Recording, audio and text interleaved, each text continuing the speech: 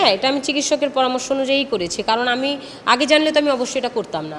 আর আমাদেরকে বলা হয়েছে ডক্টরের প্রেসক্রিপশন থাকা অবস্থায় যদি আপনি কোনো ওষুধ খান, পরামর্শ নিয়ে খান, তাহলে সেটা আপনার লিগ্যালিটি আছে। তা আমি সেটাই করেছি, আমার কাছে লিগ্যালিটি ছিল এবং আমি ওষুধ খেয়েছি। এবং এটা যে ওয়েট লিফটারদের জন্য নিষিদ্ধ সেটা আমি জানতাম না। এবং আমি 8-9 মাস যাবত এই মেডিসিন এবং এই ট্রিটমেন্টে ছিলাম, স্যাম্পল দেওয়া পর্যন্ত। ভাই আমি যেখানে কমনওয়েলথ গেমসে ব্রোঞ্জ মেডেলের পসিবিলিটি আছে, ওখানে আপনি ভাবেন আমি গ্যারান্টেড সাউথ এশিয়ান গেমস, আমার পারফরমেন্স কথা বলে আমি মেডেল পাবো। আমার ক্যারিয়ারটা আমি এতদিন এটার জন্য লং আপ করেছি, সেইখানে ধাম করে এই নিউজটা আসা মানে আমি মানসিকভাবে একটা বিবস্ত হওয়া স্বাভাবিক ন্যাচারাল জিনিস। এবং আমি যদি বলি, আমি পায়ের ট্রিটমেন্টে সুস্থ হতে যাই, আমি মানসিক পেশেন্ট, এছাড়া আর কিছুই না। ফেডারেশন এখানে ইনভলভ না, প্রথম জিনিস। ফেডারেশন এই বিষয়ে অবগতই না। আমাকে অলিম্পিক অ্যাসোসিয়েশন জানুয়ারির 15 তারিখে একটা স্যাম্পল নমুনা হিসেবে একটা ডকুমেন্ট আমাকে পাঠায়, যে হচ্ছিল তুমি এরকম এরকম একটা তোমার স্যাম্পলে একটা নিষেধাজ্ঞা কিছু পাওয়া গেছে। তা আমি তখন বিষয়টা ডিটেলসে বললাম। ডিটেলসে জানার পরে আমি যেহেতু পায়ের ট্রিটমেন্টে ছিলাম, ট্রিটমেন্ট চলাকালীন অবস্থায় আমার পায়ে পানি জমে যায় হাঁটুতে, তো ওইটা কমানোর জন্য কিছু মেডিসিন আমাকে দেওয়া হয়। এবং আমি 8-9 মাস, আমি মে মাস থেকে, গত বছরের মে মাস থেকে ট্রিটমেন্টে আছি। তো তখনের ডকুমেন্টগুলি আমি দেখলাম যে আমার হ্যাঁ মেডিসিন আছে। আমি যখন স্যাম্পল দিতে যাই তখন আমি যারা অ্যান্টি ডোপিংয়ের তখন ছিলেন ডক্টররা, তাদেরকে আমি স্যাম্পল দেখিয়েছি, আমি প্রেসক্রিপশন দেখিয়েছি স্যাম্পল দেওয়ার সময়, এবং তাদেরকে আমি আমার ব্যাকগ্রাউন্ড সেটা বলেছি। তখন অ্যাকচুয়ালি তখন এই বিষয়ে তারা তেমন কোনো কিছু তরাদুদি করে নাই, এবং প্রেসক্রিপশন উল্টায় দেখে নাই, কিছু দেখে নাই।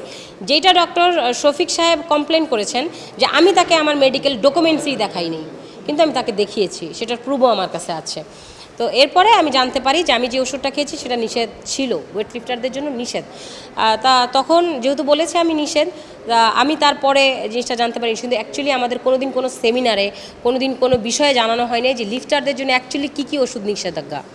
আগে থেকে না, অবশ্যই আগে থেকে জানতাম না। হ্যাঁ, এটা আমি চিকিৎসকের পরামর্শ অনুযায়ী করেছি, কারণ আমি আগে জানলে তো আমি অবশ্যই এটা করতাম না।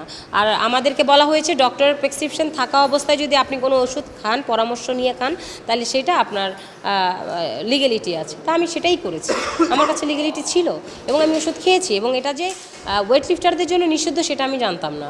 এবং বলা হয় যে বাংলাদেশে তো অনেক সেমিনার করা হয়, সেমিনারে তো প্লেয়ারদের বোঝানো হয়। ভাই, জেনারেল সেমিনারে এটা বোঝানো হয় না যে ভারোত্তোলনে এইটা খাওয়া নিষেধ। এখানে অ্যাকচুয়ালি ফেডারেশন ইনভলভই না, কারণ আমাকে অলিম্পিকে অ্যাপিল করতে হবে। যেহেতু আমাকে নোটিশটা অলিম্পিক পাঠিয়েছে, আমি অলিম্পিকে আপিল করব। এবং যেহেতু কাগজ আমাকে অলিম্পিক দিয়েছে, সেই আপিলের উপরে ডিপেন্ড করে আমি বুঝতে পারবো যে হচ্ছে হলো অ্যাকচুয়ালি আপিলে কি হবে না হবে। কিন্তু আপিলটা অনেক ব্যয়বহুল, সেটা নিজের অর্থায়নে করতে হবে, এটা অলরেডি বলা হয়েছে। সো আমি নিজের অর্থায়নে কতটা অ্যাফোর্ড করতে পারবো সেটাও একটা বিষয়। অলরেডি আমি বলি, মন্ত্রী মহোদয় স্যার অলরেডি এই বিষয়টা অবগত হয়ে যাবেন, আপনাদের মাধ্যমেই হবেন। তো তখন যদি স্যারের মনে হয় যে মাবিয়া স্পোর্টসের জন্য কখনো কিছু করেছে, তাহলে অবশ্যই উনি আমার এই বিষয়ে দাঁড়াবেন। আমি অবশ্যই তাকে রিকোয়েস্ট করবো যেন আমার এই বিষয় থেকে বের হওয়ার জন্য যথেষ্ট চেষ্টা উনি করেন। এবং অলিম্পিক অ্যাসোসিয়েশনের কাছে আমি রিকোয়েস্ট করবো যে আমি তো বাংলাদেশের হয়ে অনেক অ্যাচিভ এনেছি, তো তাদের ভূমিকাটা আমি আশা করবো এখানে। তারপর যদি কারো সাপোর্ট আমি না পাই, আমি আমার জাস্টিসের জন্য, আমি আমার লিগ্যালিটির জন্য আমার যেভাবেই হোক এটা করতে হবে। আপিলে কতটুকু ফিরে আসবে আমি জানি না, কিন্তু হচ্ছিল অবশ্যই আমি মার্সির জন্য অ্যাপ্লাই করব, যেন হচ্ছিল আমার এই শাস্তি মুকুব হয়। আমি যদি রুলস ভায়োলেশন করে থাকি, তাহলে আমার যখন স্যাম্পল নেওয়া হয়েছে, ডক্টর কি কোনো রুলস ভায়োলেশন করে নাই? আমি যদি ভায়োলেশনের জন্য হয়ে থাকি, তাহলে তাদের লেগেন্সির কারণেও কিন্তু তারাও রুলস ভায়োলেশন করেছে। এটা অলিম্পিক করবে, এটা অলিম্পিকের দায়িত্ব। তাদের তরফ থেকে সে ছিল যে আমরা চেষ্টা করব তোমাকে এখান থেকে যত শাস্তি কমানো যায় এবং এটা তোমার পজিটিভ দিকে আসে, এটা ছিল। এখন শাস্তি যেহেতু হয়ে গেছে, তারা বলেছিলেন একটা ডিসিশন আসার পর আমার পাশে তারা দাঁড়াবেন। এখন এটা একান্তই তাদের। এখন আমি তো আর জানি না যে তারা এখন কিভাবে আসবেন না, এটা তো পরে আলোচনার পরে জানা যাবে।